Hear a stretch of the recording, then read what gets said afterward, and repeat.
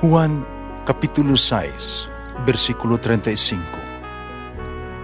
Si Jesus miingon kanila, "Ako mao ang pan nga naghatag sa kinabuhi. Ang muari kanako dili nagayod gutomon, ug ang mutuo kanako dili nagayod uhawon." Ang mga puno Pan sa kinabuhi. maglikon unta sa mong pagtuo ug gagaka kami sa pagtuman sa imong mahal nga kasuguan. Ang Ginoo man kaninyo, Santos nga Ebanghelyo sumala ni San Juan. Sayo sa Domingo sa buntag, samtang ngit-ngit pa. Si Maria Magdalena, miadto sa lubnganan, o nakita niya nga ang bato ng ligi na gikan sa baba sa lubnganan. Minagan siya, miadto kang Simon Pedro, o ang tinun-ang nga gimahal ni Jesus.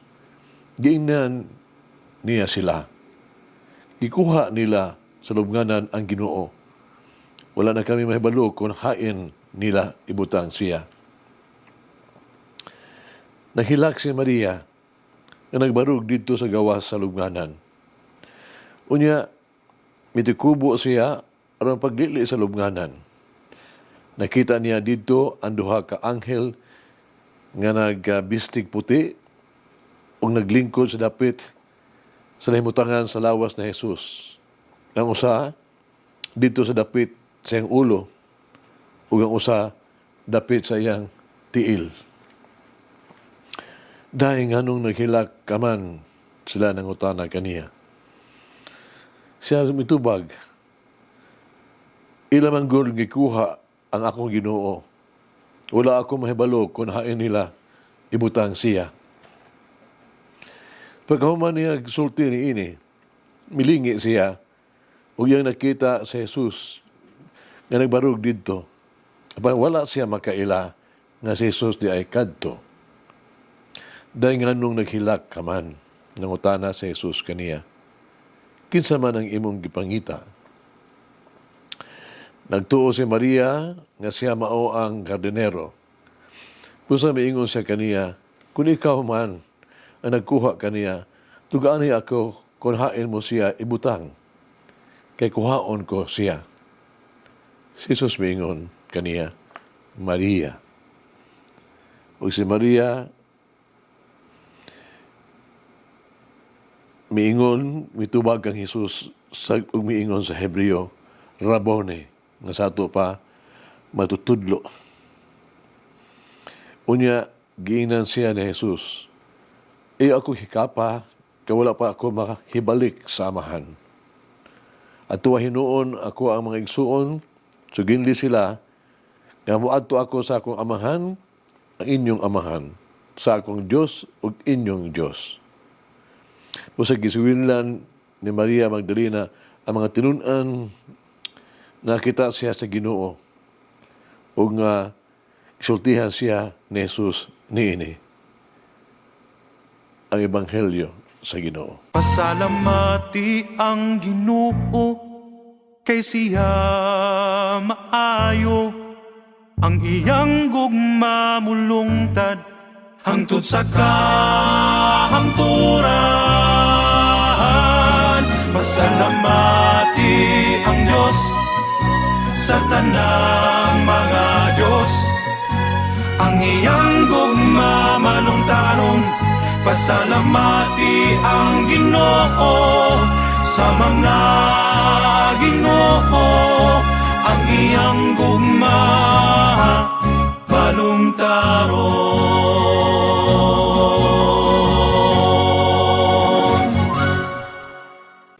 Isaulog karon sa simbahan ang kapistahan ni Santa Maria Magdalena. Si Maria Magdalena nakasaksi sa kamatayon o pagkabanhaw ni Jesus. Gikan sa Ebanghelyo ni San Marcos karon. Si Maria Magdalena sayo sa buntag sa pagkabanhaw, mao ang unang yung nakakita o nag-igsulti sa nabanhaw nga Ginoo. Sumala sa tradisyon, kini siya gigukod o gani gikastigo sa mga dili magtutuo. Si Maria Magdalena uban siya mga igsuong babae, si Marta, igsuong lalaki, nga si Lazaro, na uban pang laing duha ka Maria. Tungod lagi silang suod, pag-iuban nila kang Jesus. Busa, sila gipasakay sakayan, no? Gidala sa dagat, sakayan nga wala gyud bugsay. Diingon nga naanod ang sakayan. Kanya, nagdala lang nga sa baybayon sa Mediterranean sa France. Mao nga, i-google ni Maria Magdalena, ang nabilin niya ang kinabuhi isip ermitanyo sa usa ka langub. Human sa katluang katuig, na kinabuhig ingong ermitanyo, siya namatay, yan dito na siya ilubong. Sa panahon sa pagsulong sa mga Arabo, usa ka mong higikan sa Bisley, ang gipadala aron kuhaon ang mga relikyas ni Maria Magdalena gikan sa monasteryo sa simbahan sa St. Bisley aron sa luwas nga pag-amping o pagtipig niini. Niadtong 1037 gipakita sa abot ni San Benedict ang sa tibuok kalibutan ang mga relikyas ni Maria Magdalena.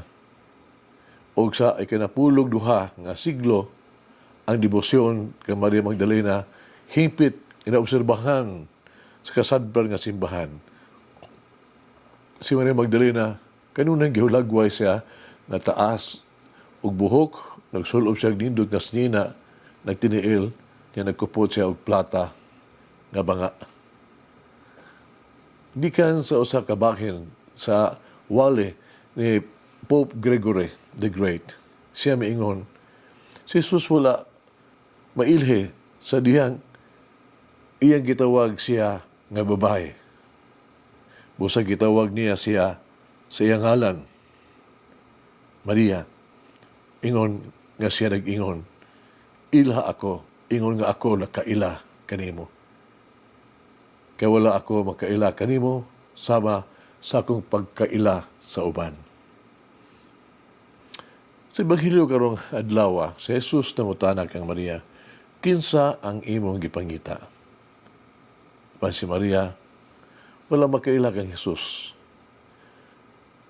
Makapagutana takon ngano. Una kay ang lawas ni Kristo, lawas ng nabanhaw na. Lahi. Pero doon na pala ang duha ka rason nga to ang malili. Una, kasi Maria Magdalena agon siya naghilak siya. Ibutan na siya ni Jesus sa makaduha babae nga ano naghilak ka man. Ang mga luha, no? Magpabuta biyanis itong mga mata. Ang kusubo, may tabon sa iyang pananaw. Oo. Usahay, kita mawad-an sa kadasig o mapakyas. Kita usahay mag-antos pag-ayo. Maghilak kita. Apan angay na itong tanawon, ngaluyo sa tuwa magkasakit, nagahipi ang usa ka himaya o kadaugan. Ikaduha, ipunting magod ni Maria ang iyang mga mata. Ito lubnganan ba? Punting ni Maria ang iyang atensyon diha sa yuta. Wala siya mo tanaw sa itaas. Wala siya mo tanaw sa langit. Wala siya mo tutok kang Jesus. Usa kahulugan ni alang kanato.